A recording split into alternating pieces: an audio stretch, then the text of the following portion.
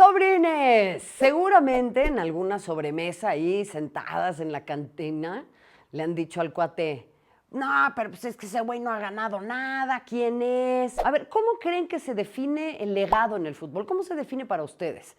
Los títulos son importantes, pero ¿qué pasa con aquello que va por el camino del romanticismo? ¿Se evalúa lo merecido y no lo conseguido? Porque acá ya tenemos claramente este asunto de es que el fútbol no es de merecimientos. Otra frase tan típica utilizada en mi querida televisión. Hoy hablaremos de Marcelo Bielsa, quien en algún momento dijo que en el fútbol las victorias y las derrotas se exageran. ¿Están de acuerdo? ¿Es Bielsa un mito o uno de los directores técnicos más importantes de todos los tiempos? Vamos a leer sus comentarios más adelante.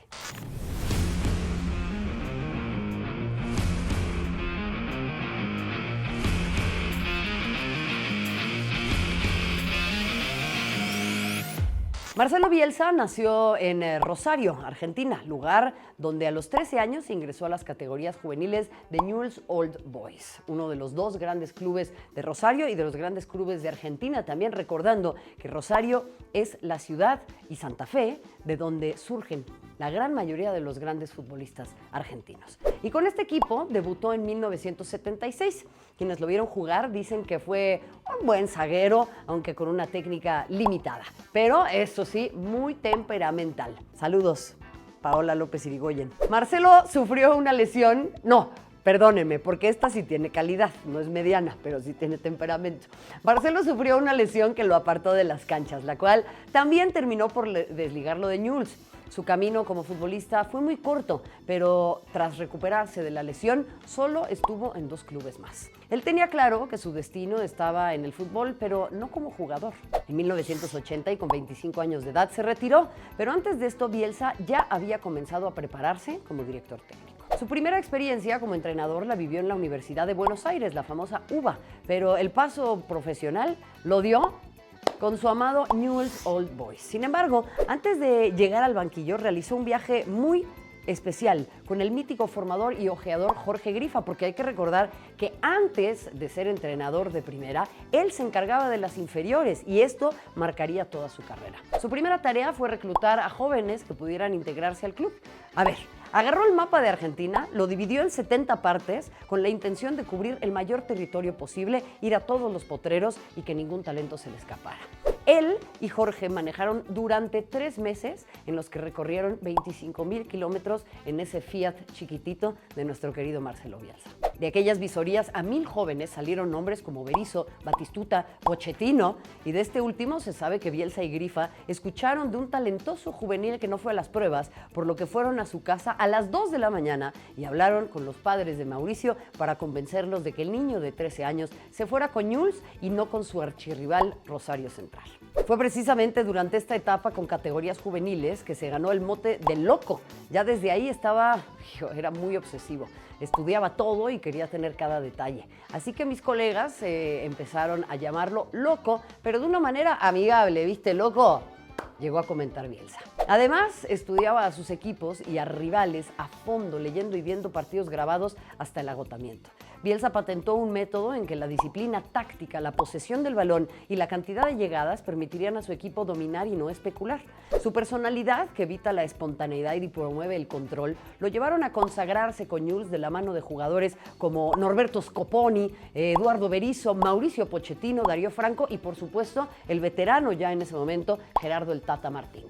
Se convirtió campeón con Newell's y por eso también hoy en día ese estadio lleva el nombre de Marcelo Bielsa, pero sobre todo rompió un récord convirtiéndose en el entrenador más joven en ganar un título de primera división. Su siguiente paso fue la Liga Mexicana. César Luis Menotti lo recomendó con el Atlas, mismos colores. La única condición de Bielsa fue que no dirigiría en primera división durante su primer año en México, pues quería hacerse cargo por completo de las fuerzas básicas. Y cito, el trabajo que organizó fue impresionantemente rápido y eficiente. Organizó una red de captación de jugadores muy importantes. Todavía existen 92 ciudades de México, comentó el entonces presidente del Atlas, Fernando Acosta. Más de 11,000 jóvenes se probaron en el centro de alto rendimiento de los rojinegros. Y de todo ese proceso aparecieron nombres como Rafael Márquez, Pavel Pardo, Osvaldo Sánchez, Jared Borghetti, Miguel Cepeda, Daniel Osorno. Los proyectos de corto plazo jamás le acomodaron. Poco importaba que su estancia no fuera prolongada. De ahí que la afición eternizó la reciprocidad en una frase: loco, el tiempo te dará la razón. Tras su huella en Atlas, pasó por América, después por Argentina, para dirigir a Vélez. Y dijo que no volvería a México mientras existiera el draft, que le parecía lo más denigrante para un futbolista. Decidió embarcarse por primera vez a Europa después de pasar por Vélez, donde dirigió al Español. Allá duró poco. En 1998 aceptó tomar las riendas del albiceleste. Me quieren y yo quiero ir, comentó. Su gestión iba de la mejor manera. Incluso en 2001 fue reconocido como el mejor entrenador del mundo. Durante esa etapa vivió en el complejo deportivo de Ezeiza. Ahí colgó en la puerta del mismo un cartel en el que se leía: lo posible ya está hecho, lo imposible lo estamos haciendo, para los milagros necesitamos tiempo.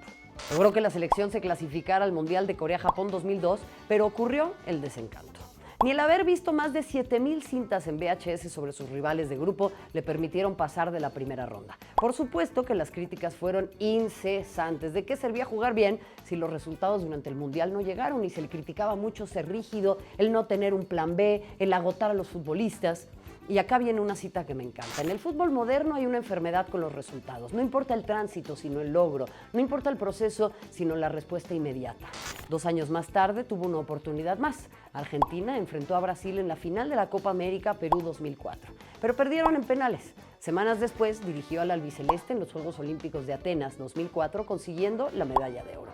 En ese mismo año dejó el puesto. Llegó a Chile y consiguió regresar a la Roja a un mundial, pues desde 1998 no clasificaban, y su camino encontró fin en 2011 tras sus diferencias con la federación. Tiempo después, Marcelo Díaz reconoció: Bielsa es el fundador de todo lo bueno que le pasó a Chile. Él ayudó a cimentar las bases, ayudó a cambiar una mentalidad derrotista y pesimista por alegrías y reconocimientos. Tras este viaje volvió a Europa. En 2018 llegó al Leeds United con la encomienda de consagrarse en la Championship y lograr regresar al club a la Premier League. En 2019, Marcelo Bielsa fue acusado de mandar a espiar a los entrenamientos de sus rivales. Y el tipo dijo que no se iba a justificar, pero dio una conferencia de prensa en donde ofrecía disculpas, decía que esto era algo que hacía desde antes y que en realidad lo que lo llevaba a comportarse de esa manera era su obsesión y su enfermedad por el fútbol, pero que esto de ninguna manera iba a ser correcto, e incluso pues como que se acusó al final, ¿no? Otro momento icónico llegó cuando estaban jugando el Leeds y el Aston Villa. Era un partido importantísimo porque le podían significar 3 unidades y la posibilidad de jugar en primera división. Sin embargo, un fallo arbitral que era injusto, y así entonces, después de anotar un gol su equipo con este antecedente, ¿qué hizo? Le pidió a los suyos que le permitieran a los contrarios anotar. Les ordenó que se quedaran parados y que los demás simplemente pasaran para poder igualar el marcador. Al final del partido le preguntaron por qué regaló un gol y dijo: no se los regalamos, se los devolvimos. Tras ese empate, el Leeds tuvo que esperar una temporada más para subir a la Premier. Hay que recordar también que la familia de Marcelo Bielsa es conocida por participar de la historia del derecho. Son abogados muy importantes en Rosario y su hermano es un jurista muy reconocido. Es de ahí también que este tipo sea tan culto y que entienda la noción del derecho y de la justicia desde otro punto de vista. La filosofía, así como la convicción y pasión de Bielsa, han terminado por impregnarse en otros técnicos. Tal es el caso de Pochettino, Tata Martino, Eduardo Berizzo, Norberto Scoponi, Jorge Sampaoli, Pep Guardiola, quienes se reconocen directa o indirectamente como discípulos del argentino. Este rosarino se reconoce como un jugador frustrado, pero enamorado del balón. Sabe que la pasión lo mueve, pero lo condenan los resultados, aunque en ocasiones también lo absuelven. El rosarino tiene 6 títulos en 38 años de carrera. Tendríamos que valorar, ¿qué? Lo conseguido, lo merecido, cómo se maneja, porque además su metodología de trabajo es la que ha marcado a muchos entrenadores. Obsesionado y diciendo: es muy complicado explicarle a un futbolista en 30 segundos un concepto que a mí me toma elaborar media hora. Es verdaderamente fascinante lo de Marcelo Bielsa, un tipo que además, reitero, ha marcado la historia del fútbol, tal vez no con títulos, pero sí con su acercamiento a los jugadores, sí con su acercamiento a la prensa y con muchos otros episodios que más adelante les platicaremos. Hasta la próxima. No olvides de suscribirte a nuestro canal. Nos vemos el próximo martes a las 7 de la tarde.